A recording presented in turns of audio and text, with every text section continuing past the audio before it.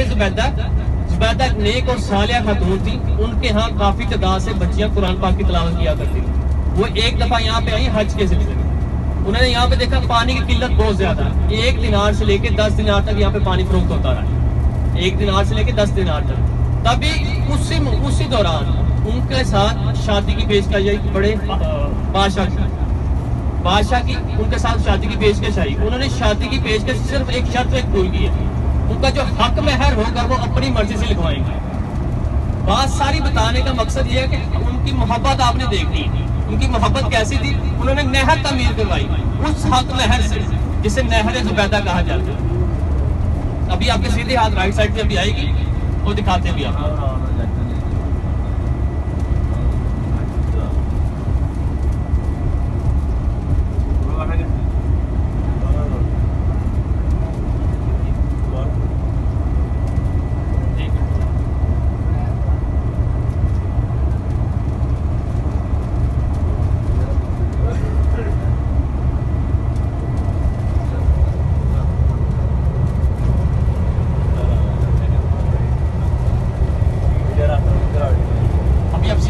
Right side देखें, ये दीवार शुरू हो गई है। ये नहर जुबैदा है, ये वाली नहर जुबैदा है।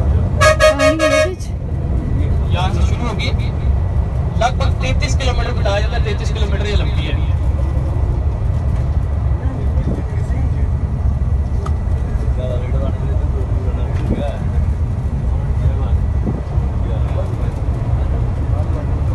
ये नहर जुबैदा कहाँ से आई है? कहाँ से कहाँ तक है नहर जुबैदा? ये मक्का में है।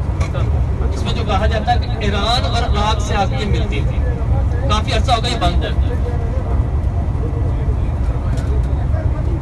ईरान से यहाँ तक है। ईरान और इराक से आके मिलती है। माशाल्लाह, ईरान से अभी आप और इराक से ये पानी आया है और यहाँ मक्का तक। 3 रास्ते बताए थे मैंने, एक पैदल चलने के लिए, एक गाड़ी के लिए और एक ये मेट्रो ट्रेन के लिए। ये बुल्ला आगे जाके इसका स्टेशन भी आएगा, आपको मैं दिखाते हैं। वादिया मुज़फ़्फ़र ये नहर जुबैदा ईरान और इराक से होती हुई मक्का तक पहुंचाई गई है। तो उस ज़माने में जब न सीमेंट न रेत न बजरी, और कितना पानी होगा, जो क्या साइंस इस्तेमाल की होगी कि पानी ज़मीन में जज़ब ना हो और ईरान और इराक से पानी नहर में डाला जाए और मक्के और मुज़ल्फ़ा और अराफ़ात में पहुँचे। क्या टेक्नोलॉजी होगी जी वहाँ पे उस वक़्त के लिहाज से।